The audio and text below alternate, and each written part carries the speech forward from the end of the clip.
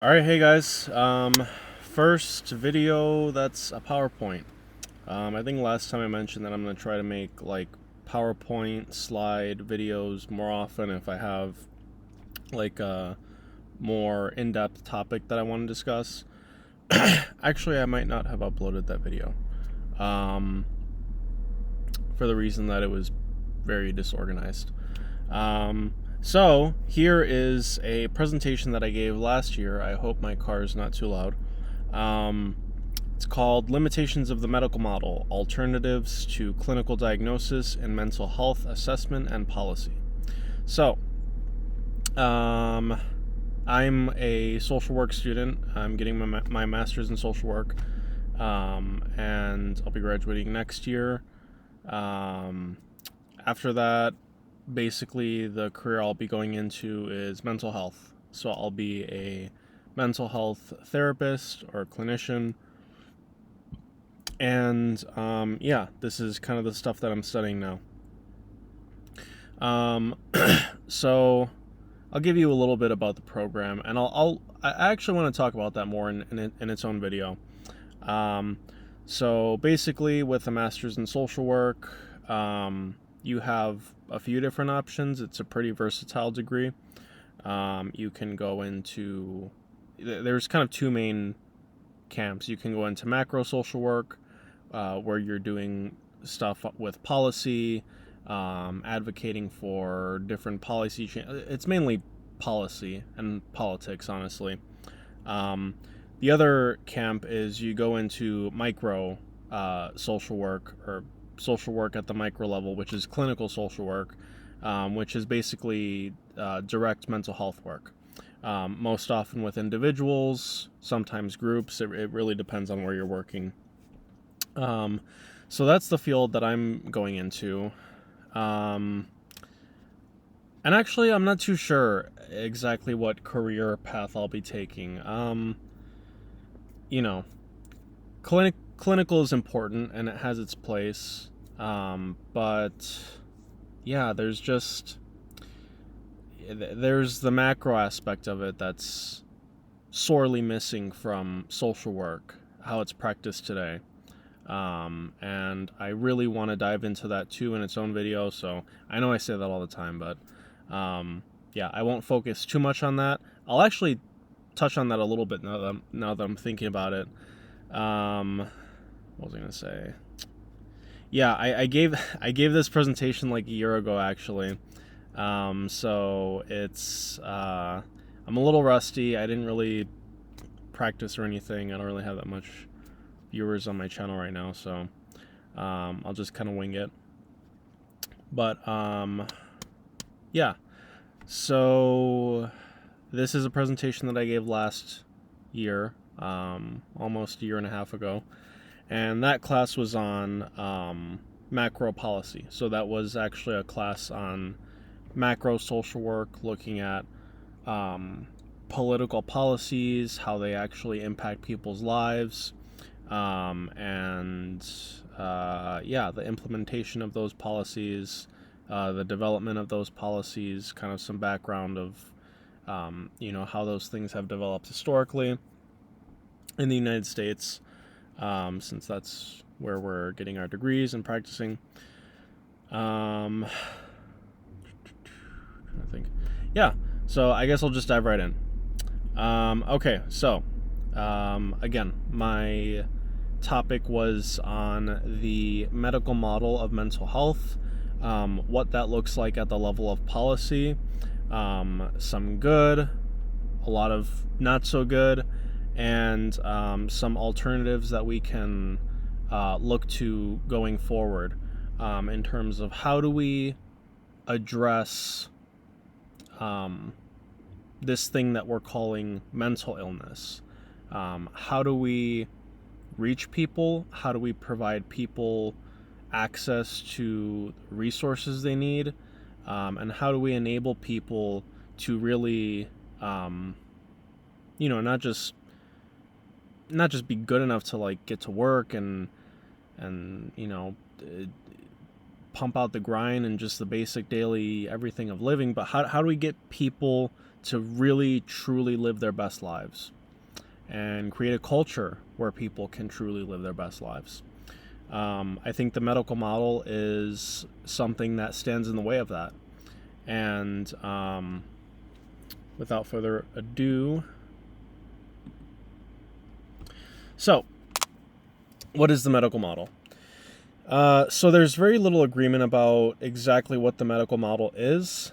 And basically the point I'm trying to make with that little point there is that there's no standard definition for what the medical model is. Like, in other words, you're not going to look in like the DSM-5 and it'll say the medical model of mental health is blah, blah, blah.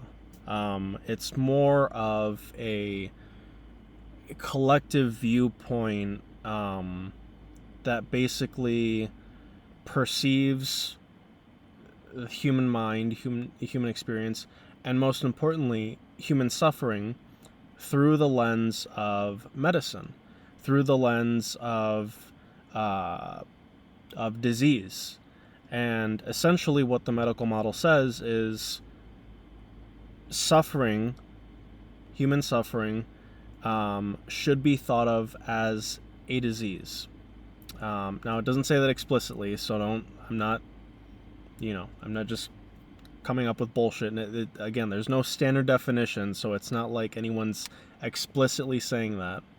But what I am saying is that that's what it suggests, and it's that's just what it is. It views problems with mental health as a pathology. If you're really, really sad for a long time, if you're really, really anxious for a long time,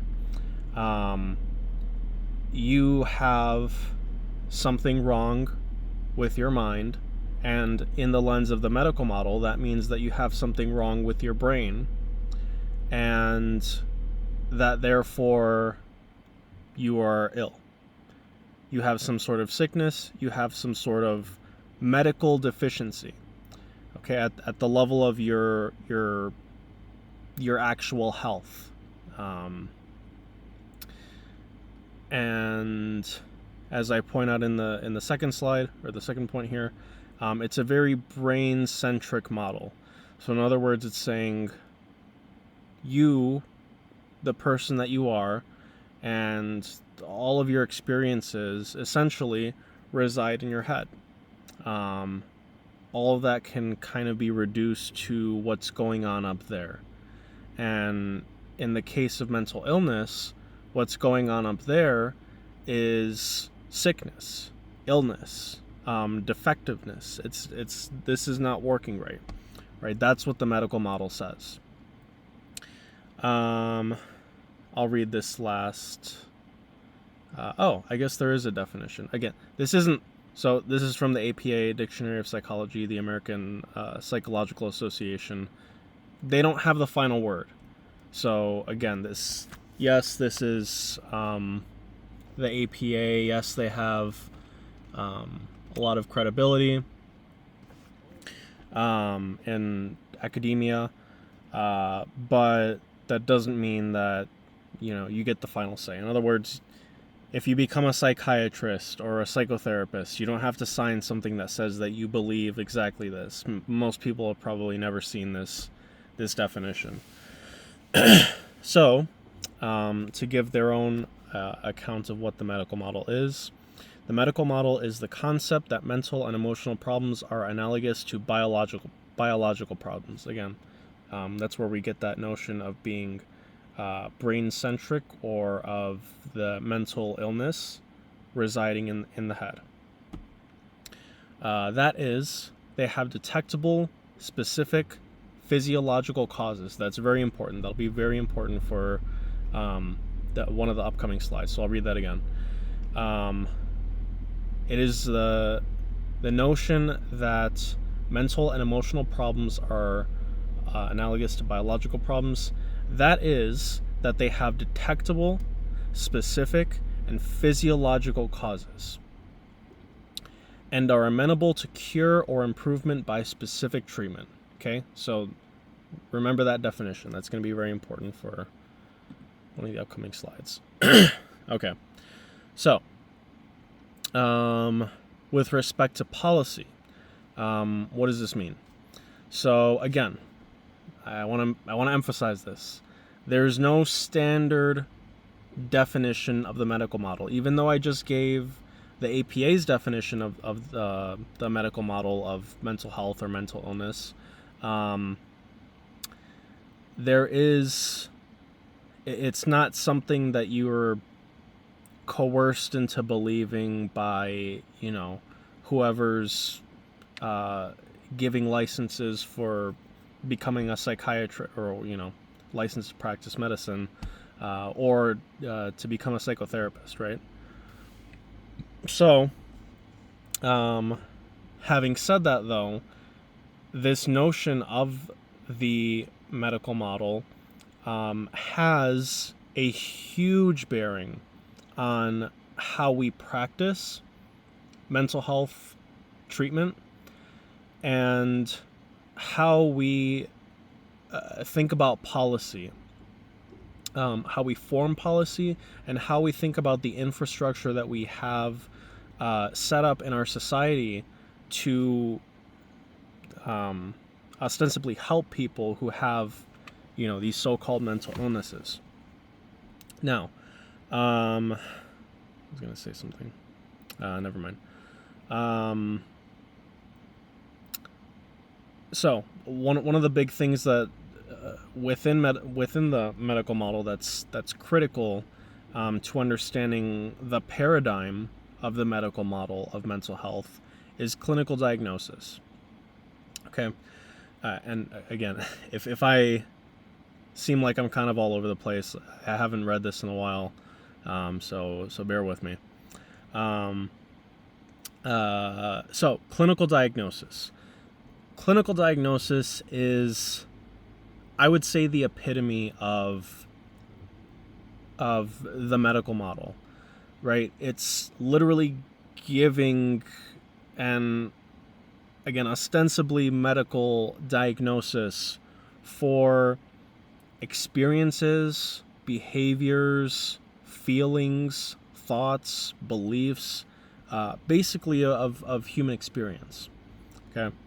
Now, I don't want to completely discredit, I should say that now, I don't want to completely discredit the medical model right off the bat, because as we'll see later, there are benefits to thinking about human experience and the human mind in these medicalized terms. So when I say all this, I'm not saying that it's automatically bad, even though I think there's a lot wrong with it.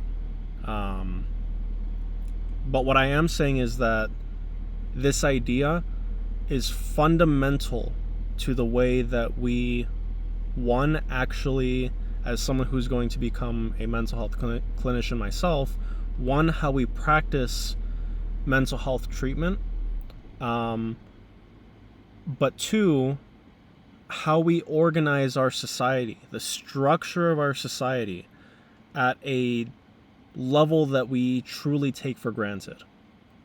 Okay. So that's kind of all I'm saying right now. I'll explain why I think there's a lot wrong with it in the upcoming slides, but as of right now, just try to take that as a neutral fact of the matter. So, blah, blah, blah, blah, blah.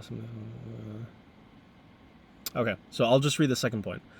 As a matter of mental health policy, which in the U.S. is essentially private healthcare, a system of privatized healthcare,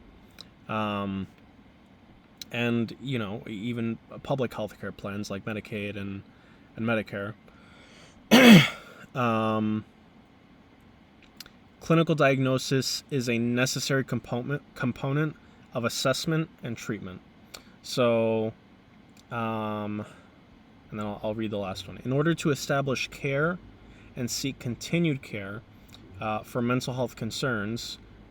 Again, symptoms of depression, anxiety, if you're feeling really nervous, if you've been really, really sad for a really, really long time, if you're feeling suicidal, anything. In order to establish care and to continue to receive care over time, a person must receive a clinical diagnosis to be billed by insurance. Okay, I want to emphasize this strongly. Sorry, I don't know why this keeps. I have the AC blowing. Sorry. A person must receive a clinical diagnosis to receive care. So essentially what that means is, in order to even be able to talk to someone, this is getting annoying. Please stop. Just stay. Okay. That's annoying. In order to even qualify to continue to see a therapist and talk to someone about your feelings, in a professional setting, you need to be diagnosed with something, because insurance companies will not pay money unless they think that you are doing something that is medically necessary for your continued health and well-being. Okay, I'll get to that notion of medical necessity in the next slide, but just keep this in mind. This is something that we truly take for granted, at a very, very basic level. And this isn't just me. This isn't just my opinion. Ask any mental health therapist, even shitty mental health therapists, honestly, even bad mental health therapists who really don't know what they're doing, who really have absolutely no business being in the role of therapist or mental health clinician, even they will tell you, because they know at a very basic level, if you ask them, what's the point of diagnosing people? They'll say very directly, billing. Billing is the reason that we diagnose people, because without billing, the therapist can't get paid, they can't make a living, they can't earn money to, live their lives and pay their bills and and all that,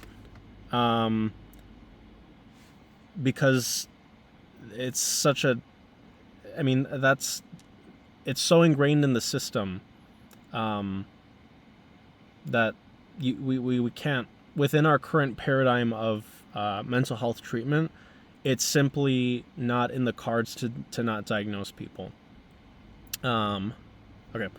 I had another point, but I'll get to that in the second slide. Okay. It's funny. Quick aside, just because, again, no one's watching right now, but the first time I gave this, my professor actually cut me off, and he was like, "Yo, this is too long. You can't. We got to end this here." It was supposed to be like 5 minutes. We're already at like 18 minutes, so that, I get it. But yeah, this is definitely a longer presentation than I thought it was going to be. But that's fine. Okay, so medical necessity. What is medical necessity? So interestingly enough, I couldn't find a definition of medical necessity from a non-privatized source. In other words, the only people that I could find the term medical necessity from were private healthcare providers. If you're not aware, we don't have universal health care in this country, which is bullshit. So we pay essentially a middleman to. Well, I'll get cynical later on, but it's really dumb. It's stupid. It costs a lot of money. It's corrupt, and it needs to change. That's what it is right now, though. So, what is medical necessity? So, from the National Association of Rich Assholes Who Fucking Steal from Working Class People Who Are Trying to See the Doctor, medical necessity is a term used by health insurance companies to describe the coverage that is offered under a benefit plan. In the policy and benefit summary, the language that informs a person about what is covered under their insurance plan. So basically, what the fucking rich assholes at the top will say, you need cancer treatment? Yeah, you can get cancer treatment. Yeah, sure. Oh, you need to have your gallbladder removed? I don't know.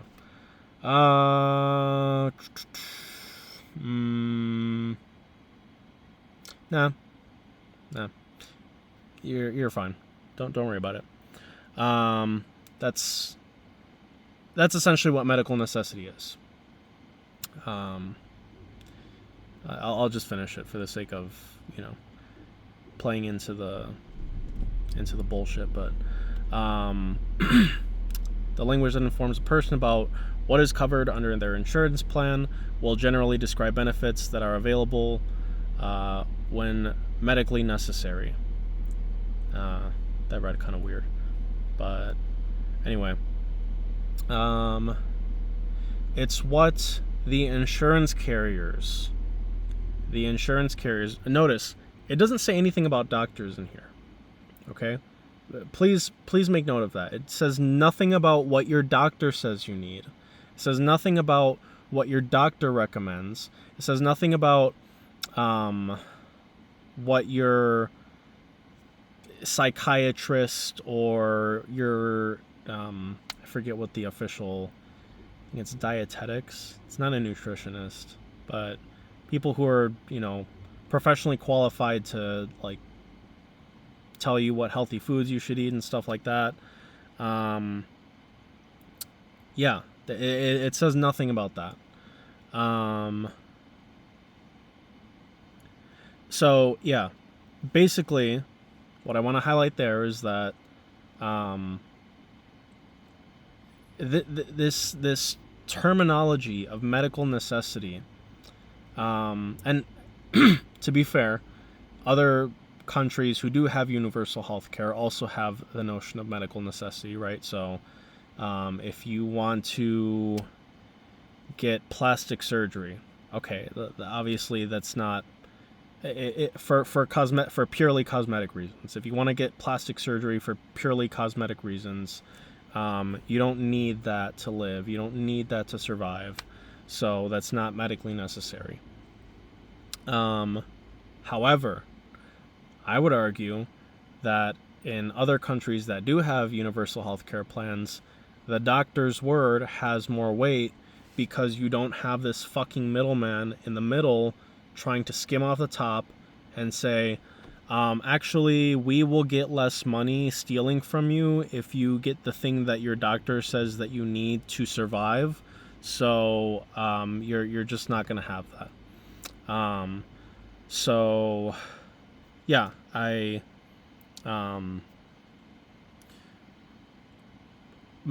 medical necessity is what has been deemed by a medical professional to be necessary for your health and longevity and well-being. Because we have a privatized system of healthcare, okay, those assessments are inevitably muddied by the desire for profit. Okay, that is a fact. That's not negotiable. Sure, it's technically an opinion, but it doesn't get much more factual than that.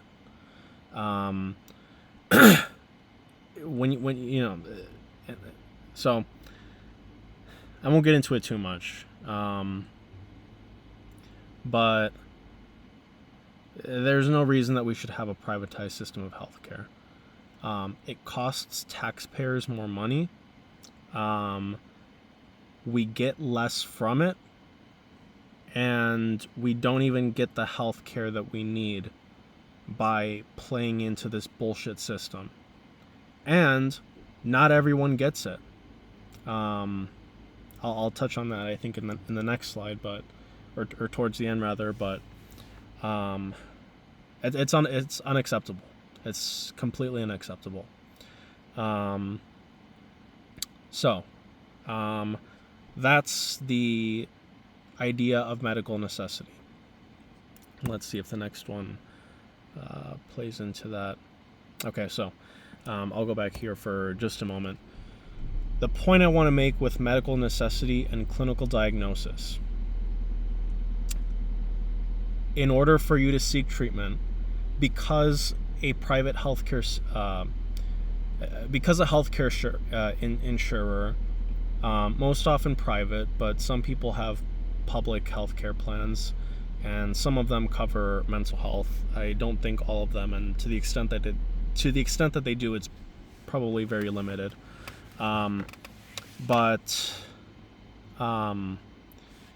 It's fundamental to the infrastructure of how we deliver care to people, right? You need to receive a diagnosis for anything that you go to a psychiatrist for, or a practicing psychotherapist, or a mental health practitioner. Okay, and when I use all these terms, a psychiatrist is basically a medical doctor who is trained specifically to deal with disorders of the mind, right? We'll explore that idea more in just a moment. A psychotherapist is someone who is not a psychiatrist, so they don't have a medical degree, but they are licensed to practice mental health treatment at the clinical level. So essentially, it's still subsumed within this medical model. It's still at the level of policy, at the level of billing, at the level of money and healthcare and taxes and policies and all that. It's essentially the same. It's going to therapy is like going to the doctor, essentially. And that's not inherently bad. I just want to point out that that's the structure of our current system and paradigm of mental health care as it currently stands. And that in order to receive any kind of treatment in the long term, you are going to need to receive a diagnosis unless, and this is the only caveat, unless you pay out of pocket. If you can pay out of pocket, chances are you're probably pretty well off. Most therapy sessions without insurance are probably going to run you about $200 an hour, maybe even more. More experienced psychologists they'll charge even more, maybe up to like $300 or $400. But anyway, yeah. So unless you can afford $200 an hour for therapy, upwards, this notion of medical necessity is going to be very important to you. But that's an interesting discussion to have. Do you not accept insurance and see less people who cannot afford your prices, or and in doing so, give yourself the freedom of not having to diagnose people because you're running your own practice. You are getting paid directly, right? So that's potentially a good thing. At the same time, you see less people, or do you see more people, but then you have to assume this medicalized role? How do you do that as a clinician? That'll be another video. But just some stuff to think about. If you're a mental health clinician that I think that's an interesting discussion for how you practice and how you provide services. Okay, wow, 30 minutes. Do I talk a lot? Maybe I just talk a lot. I'll try to get through this without like getting sidetracked so much. I feel like I've been talking about the thing though the whole time, but all right. I'll try and focus. Okay, so clinical diagnosis, dangers and limitations. So here are the three things. Currently, this is how I'm conceptualizing it. Here are the three main drawbacks of this clinical model. Okay, the first one, the potential for iatrogenesis. Okay, we'll talk about what that means in the next slide. Reinforced through psychotherapy, so mental health therapy, talk therapy, stuff like that, and the prescription of psychiatric drugs. That'll be very interesting to look at. 2, the production of inaccurate mental health data in clinical and academic research. Now, I think that there's a good argument to be made here. As I think about it more, I think maybe this point is less important than I originally thought it was. I still think it's very much a possibility, and to the extent that it is true, it's a huge problem, and just the fidelity of, academic research in this field. But we'll explore that after the first point. And 3, a de-emphasis on the influence of social problems and cultural normativity in mental health practice. I think out of these 3, 1 and 3 are the most important. 2 is kind of tentative. 1's going to be important at the micro level, at the level of the individual, or the group if you're practicing group therapy, which isn't very common, but it's possible. And so that's important at the individual level. 3 is important at the macro level, at the social level. And because I'm studying social work, that one's very important to me. It's huge. So yeah. Okay. Clinical diagnosis, iatrogenesis. So I'll just read the definition here, and then I can kind of explain. According to the APA, the American Psychological Association, iatrogenesis may be defined as a disorder precipitated, aggravated, or induced by the physician's attitude, examination, comments, or treatment. So, essentially, iatrogenesis is the act of a clinical intervention, mental health or otherwise. It can be for something that's not has nothing to do with mental health. A clinical medical intervention that was used to treat one problem, but ends up either creating a new problem, exacerbating the existing problem, or let's see, what does it say here?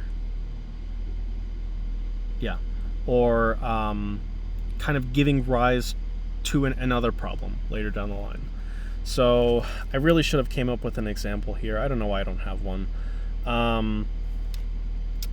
But essentially, I'll try to give a strictly biological example.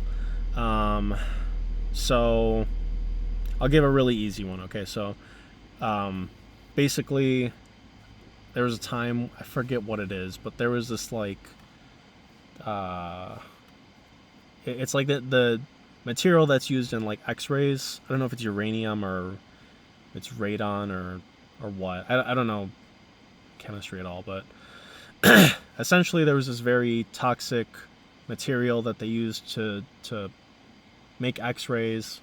And at first, they didn't fucking know that it was toxic as shit, so they fucking blasted people with this stuff, and people got even more sick because of all the radiation, essentially, that they were like being blasted with at unsafe levels because nobody knew. I think that's true. So you intervene with one way to try to treat the problem, which in this case is taking X-rays to look at a, I don't know, broken leg, or maybe back then they thought you could look at more like organic material, but, or you know what I mean, like tissue, soft tissue. But you end up giving them cancer because you gave a bad intervention or an unsafe intervention, right?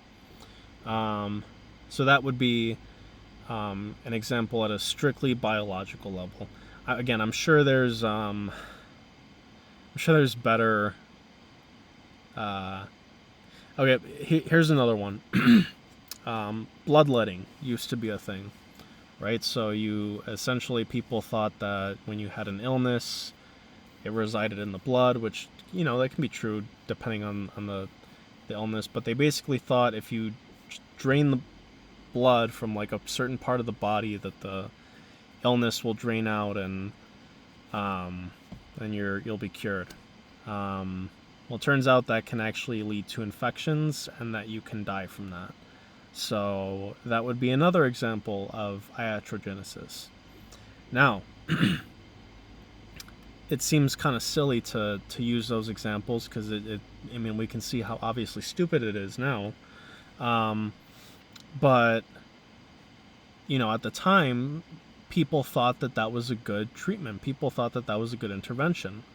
Well, you know, we shouldn't think that we're so advanced that we won't make any mistakes in how we currently conceptualize things, right? We've made a lot of, you know, advancements in medicine, right? But we're not perfect by any means. And so I'll give another example. Let's say you're treating someone. Let's see. You're treating someone for, I don't know. Okay, this is kind of weird, but you're treating someone for erectile dysfunction, right? So you give them Viagra, and for whatever reason, they don't react to it well, and they get a heart attack and they die, right? That would be iatrogenesis. You induce a problem trying to solve another problem, and you end up causing harm to the patient. In this case, through medicine, like actual prescribed medicine. And that will be very important for, I think, maybe the next slide or the upcoming slide. So, the same can happen with mental health, right? Not just at the level of prescribed medicine, right? Psychiatric medicines for depression and anxiety and stuff like that. But even at the level of talk therapy. So, I want to give this statistic. Although most accepted estimates range about 5% of mental health clients experiencing adverse effects from care, that read weird as well. Research regarding prevalence of adverse effects of mental health treatment is still lacking and may be higher. So, basically what this study is saying is that, and I'm pretty sure this one is specifically regarding talk therapy, but I could be wrong, because right now it just says mental health treatment.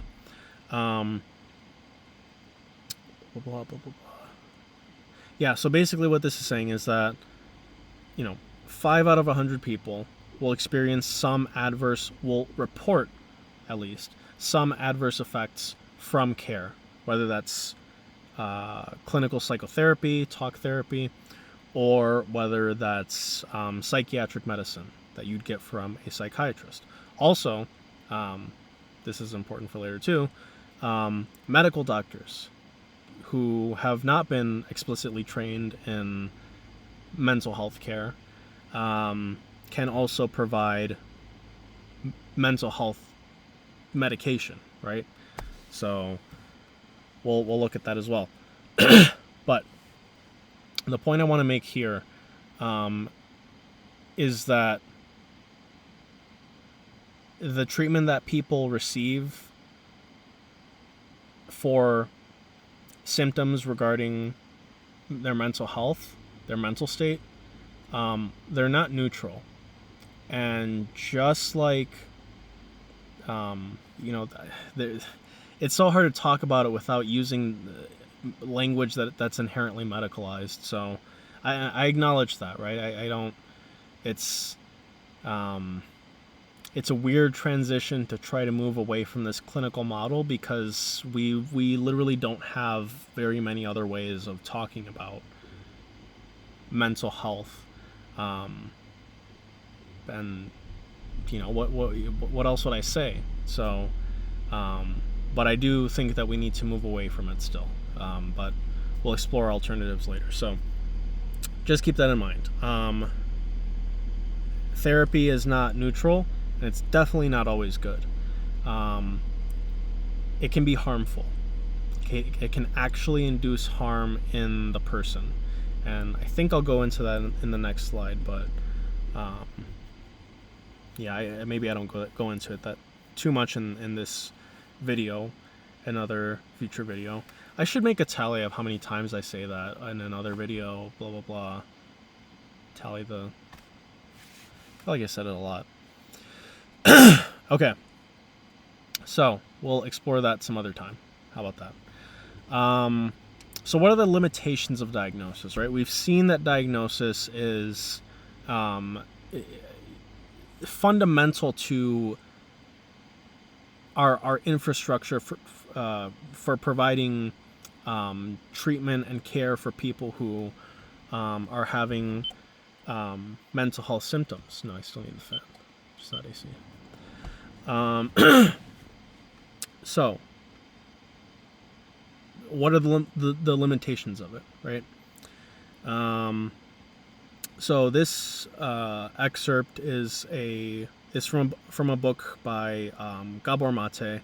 If you don't know who that is, he's a medical doctor who actually focuses a lot on mental health, which is really interesting because he has a strictly medical background. Right? He didn't go into psychiatry. I don't think he did anyway. But he, in his own time and in his own career, has, put a tremendous amount of effort into exploring mental health from his own medicalized background. So I'll just read. So this is a chapter really exploring kind of exactly what we're talking about, which is how do we think about mental health? How do we think about mental health? What does this clinical model entail? What kind of assumptions does it make? Are these assumptions supported? Right? Is the notion that depression is a biological disease? Okay? I know that sounds weird to question that, but is the notion that it is a biological disease supported by evidence? Or is that merely an assumption? Okay? So, I'll read his excerpt now. So, when the fifth edition... Okay. When the fifth... I'm really tired right now, if you couldn't tell. Okay. It's getting late. It's almost midnight. Bear with me. When the fifth edition of the Diagnostic and Statistical Manual of mental health disorders, the DSM-5, right? So this is the holy Bible of mental health practice. Whether you're a psychiatrist or any kind of psychotherapist, this is your guidebook to diagnosis. Okay, everyone knows what this is, and everyone uses it and becomes familiar with it. At least in the U.S. Other countries will have their own equivalents. I forget what there's an international one, the IDC-10, I see something like that. But the DSM-5 is what we use in the United States. So the DSM-5 was published by the APA, American Psychological Association, in 2013. Dr. David Kupfer, head of the task force responsible for it, acknowledged as much. In the future, he stated in a press release, we hope to be able to identify disorders using biological and genetic markers that provide precise diagnoses that can be delivered with complete reliability and validity. So I'm just remembering a lot of this right now. Yet this promise, which we have anticipated since the 70s, remains disappointingly distant. We've been telling patients for several decades that we are waiting for biomarkers. We are still waiting. So, it's 2024. This was over 10 years ago that David Kupfer, head of the APA task force for creating the DSM-5, right, explicitly states that we hope in the future we will be able to find specific biological and genetic markers that can provide precise diagnoses for these disorders, right? And now I'm going to start switching out of medicalized language. I think another term that's equally fair to use here is designation, okay? A designation that you fall under this category or that you fall under that category. You can still think about it as a disorder, but a disorder is a designation of what type of disorder. So when I say that, just know that I'm referring to diagnoses as well. So it's been 10 years. We're still waiting. I'll explain more, but I'll read this first. Diagnoses. So this is, I think, the next page. According to Gabor Mate, diagnoses, mental health diagnoses, are abstractions or summaries, sometimes helpful, but always incomplete. Okay, I'll stop there. He's spot on. And I want to address what he just said before, or the quote that he gave before. The notion, which is very popular today, that mental health symptoms, that mental health problems, that mental distress, that suffering, the experience of human suffering that's not explicitly biological, like a broken leg or, an infection or whatever. The notion that depression and anxiety and PTSD, that all these things are biological diseases, it's a myth. It's an assumption. And Gabor Mate is making that very clear here. It's a big pill to swallow. It's a big pill to swallow. And it sounds almost like pseudoscience the first time you hear it. It sounds almost just like nonsense, or like you're, I don't know, trying to, I don't know. But it it doesn't sound true. But we have the APA themselves saying, we hope to have biological markers of these things one day. That was 10 years ago. We still don't have them. Okay. So, continuing. Diagnoses are abstractions or summaries, sometimes helpful, always incomplete. And I would say summaries of the experiences that people are having, that they're experiences that people are showing up to the therapist office with and saying, I need help with this. Okay? I'm feeling this way. I'm thinking these thoughts. I'm having trouble with this pattern of behavior in my life. Okay? Summaries of that. Sometimes helpful, but always incomplete. They are professional shorthand for describing constellations of symptoms a person may report, or of other people's observations of someone's behavior patterns, thoughts, and emotions. Read that word.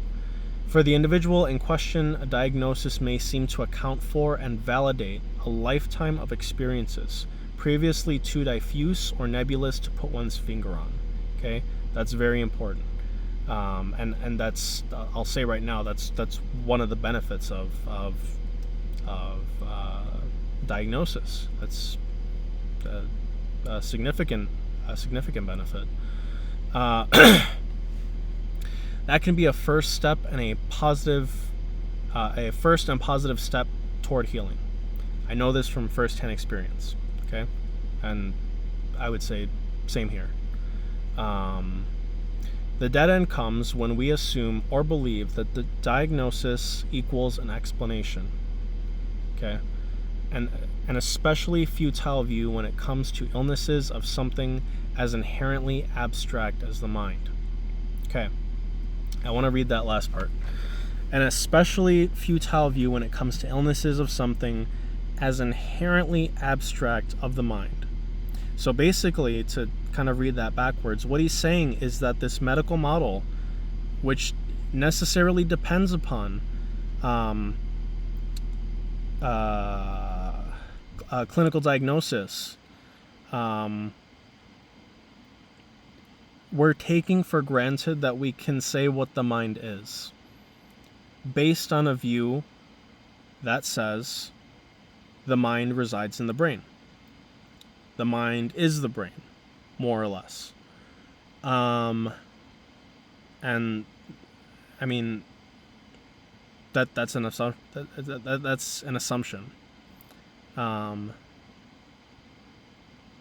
There's nothing that says that has to be the answer. It's part of the answer. It's definitely part of the answer. I mean, show me someone who, is conscious but doesn't have a brain. You can't. You need a brain to be conscious. You need a nervous system to be conscious. You need a body to be conscious, right? But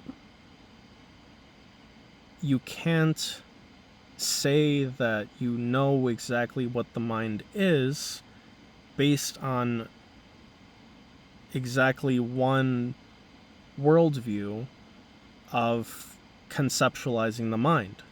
I mean, that's just bad philosophy. That's an incomplete view of humanity, of human experience, of human consciousness. And so that part is probably the most important part for me as someone who's, I'm doing this thing because I'm primarily interested in human consciousness, whatever the hell that is. And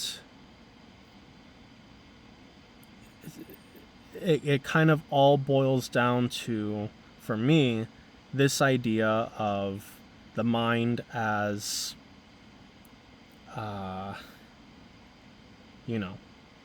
as strictly biology, in the same way that cancer is, in the same way that,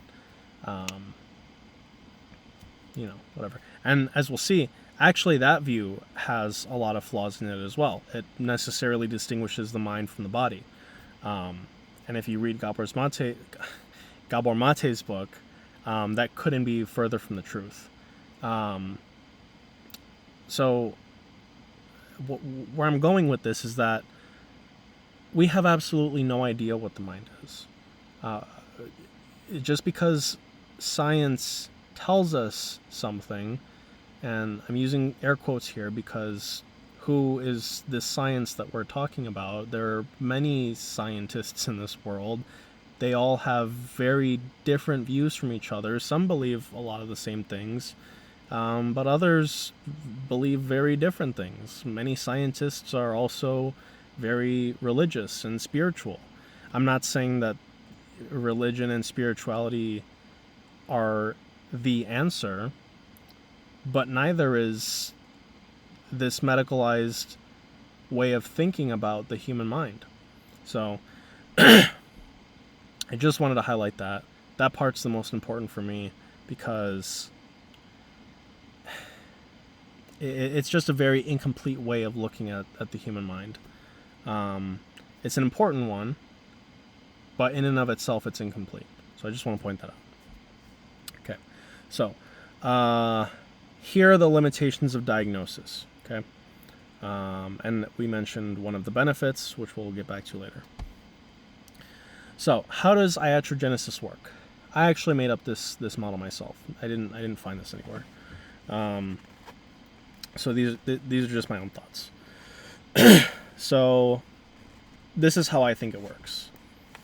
Just flipping up my fly, load the video. So model for iatrogenic harm through clinical diagnosis. So this is how I think it works. Okay, the person seeks out mental health resources. Okay, so you go to the therapist through referral to a mental health clinician. Yeah, so in the United States, because we have a privatized healthcare system, you need a referral from a doctor, oftentimes, to go see a mental health professional, a talk therapist, because your insurance needs to pay for it. And in order for them to pay for it, they need to see that it's medically necessary. And that's where the doctor's orders come in, right? So it's good because you can access healthcare, and it's good because your doctor's recommending something that's ostensibly good for your health. I'm not gonna discredit that, but why shouldn't you just be able to go to a mental health practitioner and just say, hey, I want to do therapy, and see them? You can, but usually it's through referral, or a lot of times it's through referral, sometimes not. The person seeks out mental health resources in one way or another. Okay. Next up, they receive a clinical diagnosis from a licensed clinician in order to establish and receive continued care. So I'm just going to give this example now. I might actually use it in the next one. I don't remember. But let's say your spouse just died, and it wasn't like a traumatic death or anything. You were expecting it. It was coming for a long time, but they died, and you're sad, and you're experiencing grief. That seems like a pretty normal human reaction, because it is. But in order to establish and receive continued care from a therapist, they have to diagnose you for billing. Again, if you can pay out of pocket, you can get around that. But some therapists might still, hold on to this medical model of mental health treatment. So, you gotta figure that out. So you go, you get the diagnosis, and they say, oh, I'm so sorry that this happened. I'm diagnosing you with, whatever clinical disorder for grief. It doesn't make sense. And the thing is, I feel like so many mental health therapists actually would agree with this. I feel like so many because again, you ask anyone what is the point of diagnosis, and they will tell you directly it's billing. It's for the financial interest of the insurance companies or their insurance provider, public too. It's to adhere to this idea of medical necessity. But I've had many, well, not, I won't say many, but I've had several mental health clinicians who have explicitly told me, I just don't see any value in diagnosis. I'm going to diagnose you with this, okay? Does that work for you? Because they knew that I have, that I'm a student studying this stuff. We could kind of talk on those terms. But like they made it very clear, like I don't see the value in this. I don't think you're gonna get anything more out of it.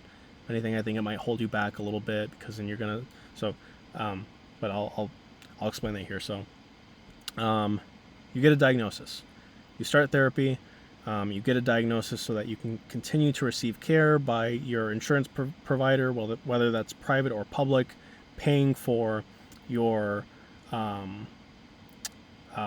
mental health treatment, whatever that is, and then you pay the copay. Next, in the model of iatrogenesis, not everyone develops iatrogenesis, or not everyone experiences iatrogenesis as a result of mental health treatment. But when it does happen, after you've been going to therapy for a while, after you receive this diagnosis, the client begins to internalize the diagnosis. Excuse me. They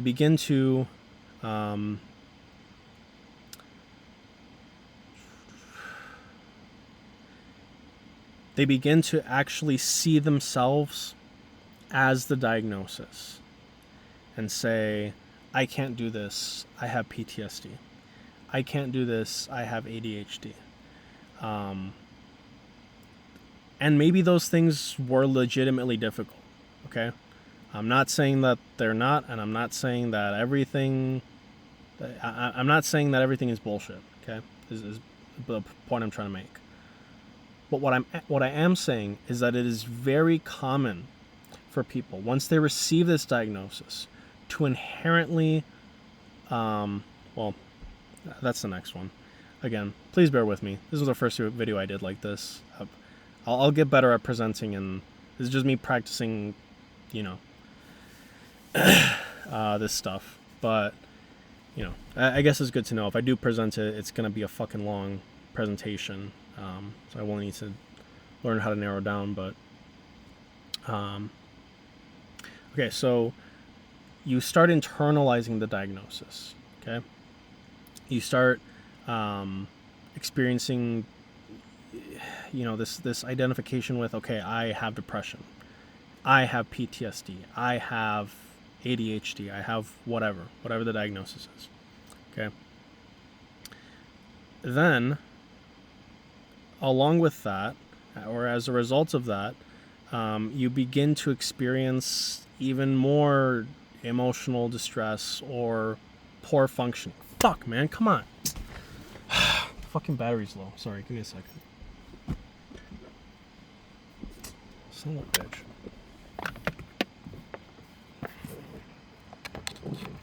Alright, you know what? Since no one's watching, I'm just gonna go pee real quick. I'll be right back. Get my chunk glass.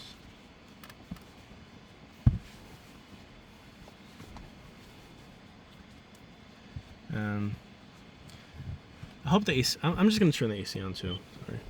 I know that it might make the car a little bit loud, but I'm talking kind of loud, and it's a small space, so you can probably hear me. These are honey glazed almonds. They're pretty good. I had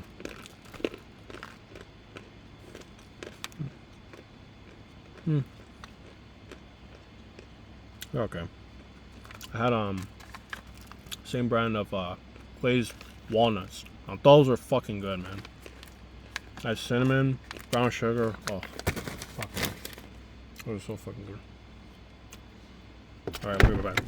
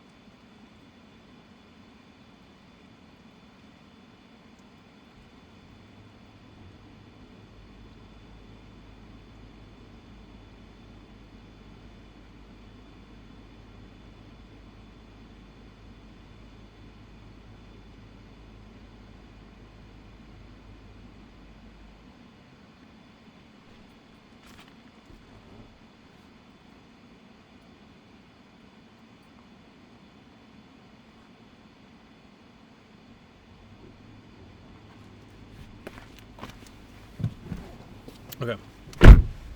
Cool. What was I saying? Oh, yeah. Okay, so, was I wearing glasses? No, I don't think I was. Okay. So, the person experiences mental health or emotional distress or poor functioning. What is poor functioning? Well, as we'll explore later, what we define as poor social functioning or poor behavioral outcome, these are all things these are ideas that are mediated by culture. If it's disadvantageous for the culture itself for you to engage in these behaviors, okay, or disadvantageous for you to exhibit these behaviors within a given culture, then at the clinical level you'd be deemed as having a behavioral dysfunction of some kind. But all that's saying is that according to your society's values, you're not acting right. You're not doing the thing that you're supposed to do to be successful by the culture's standards and definitions of success. And then we're making a clinical medical assessment based on that. That's frankly, it's just not scientific. I think I'll explore that later in the third point, but that's, again, a lot of this is just bad philosophy. It's not really thinking things through, and it's very basically apparent. So anyway, my point there is that because of the internalized diagnosis, because you're saying, I have this, I have that, you begin to actually experience more adverse effects based on that belief and based on that identification with that diagnosis. So, to give another example, let's see. Let's say you get diagnosed with depression, right? You can actually start to feel more depressed after you get your diagnosis because you identify as someone who is depressed, as someone who is has a disease that makes you sad, right? And so you'll actually start to feel more sad. It's kind of like the placebo effect, essentially. Someone tells you that you have an expert, right? A mental health expert, whether that's a psychotherapist or a psychiatrist, tells you you have this thing, you have this disorder. And so you're gonna you have all these symptoms, and this is this is essentially your life, right? Because they tell you that, you will believe it. And especially if you're someone who is really looking for a path forward in life, and looking to make sense of your experience. You want to trust medical professionals. To have them, give you this assessment can actually do you harm in that way. Okay? So, I'm sure there are other better examples, but that's just the first one I could think of. So, after that, this is 2, so that was the 1 going all the way around. This is 2 now. So you start experiencing these adverse effects, right? You go back to your therapist who you're seeing now, and you tell them, I'm depressed. I'm really sad. I'm even more depressed. I'm even more sad. The clinician will engage in, techniques that are, designed to help you and, help you move forward, but are inherently predicated upon this disease model of mental health, right? That's inherently predicated upon this idea that you have a disease.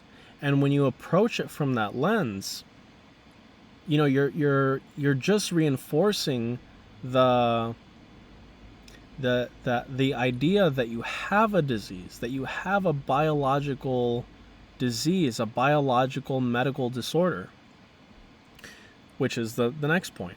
The treatment itself reinforces cognitive schemas of yourself, that are predicated upon disease and dysfunction. Okay? You believing that you have a biological medical disorder begets behavior that reinforces the idea that you have a medical biological disorder, which leads you to believe it more, which leads you to act in ways that make you believe it more, feel things that lead you to feel that it's true more, and it's just a vicious cycle. And then the last part that I want to make is, or the last point, is that you begin to, or the client who's experiencing iatrogenesis begins to experience new forms of mental and emotional distress and poor functioning in key life domains. So again, that person who was feeling really sad before, really whatever, and I'm not saying everyone will follow this exact trajectory and that, everyone's going to look different, right? But yeah, you'll in this example, the person would begin to experience new forms of mental distress and impaired behavior in work, relationships, whatever. Okay. Okay. It's telling me that I think I might end